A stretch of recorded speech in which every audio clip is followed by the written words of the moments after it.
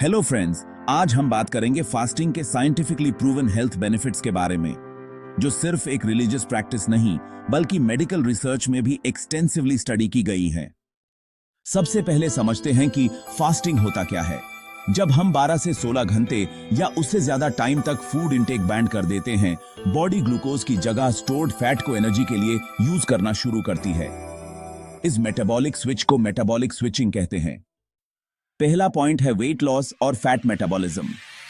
Research दिखाती है कि इंटरमिटेंट फास्टिंग से बॉडी फैट परसेंटेज और विसरल फैट कम होता है।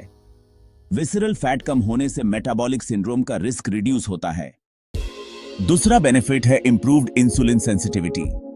स्टडीज के मुताबिक फास्टिंग इंसुलिन रेजिस्टेंस को कम करता है। इससे blood sugar levels better control में रहते हैं और टाइप 2 डायबिटीज का रिस्क कम हो सकता है। 2016 में नोबेल प्राइज दिया गया था योशिनोरी ओसुमी को ऑटोफेजी पर रिसर्च के लिए। फास्टिंग ऑटोफेजी प्रोसेस को स्टिम्युलेट करता है, जिसमें डैमेज्ड सेल्स और टॉक्सिन्स ब्रेक डाउन होते हैं।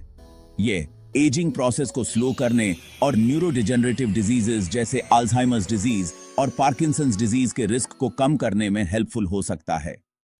क्लिनिकल स्टडीज सजेस्ट करती हैं कि फास्टिंग एलडीएल कोलेस्ट्रॉल, ट्राइग्लिसराइड्स और ब्लड प्रेशर को रिड्यूस कर सकता है। ये फैक्टर्स हार्ट डिजीज के मेजर रिस्क फैक्टर्स होते हैं। रिड्यूस्ड इन्फ्लेमेशन भी एक इंपॉर्टेंट बेनिफिट है। क्रॉनिक इन्फ्लेमेशन का लिंक कैंसर, डायबिटीज और हार्ट डिजीज से होता है। रिसर्च में देखा गया है कि फास्टिंग इन्फ्लेमेटरी मार्कर्स जैसे सीआरपी को कम कर सकता है। ब्रेन फंक्शन और मेंटल क्लैरिटी की बात करें तो फास्टिंग से ब्रेन डिराइव्ड न्यूरोट्रोफिक फैक्टर यानी बीडीएनएफ का लेवल इंक्रीज हो सकता है, जो ब्रेन सेल ग्रोथ और मेमोरी को सपोर्ट करता है।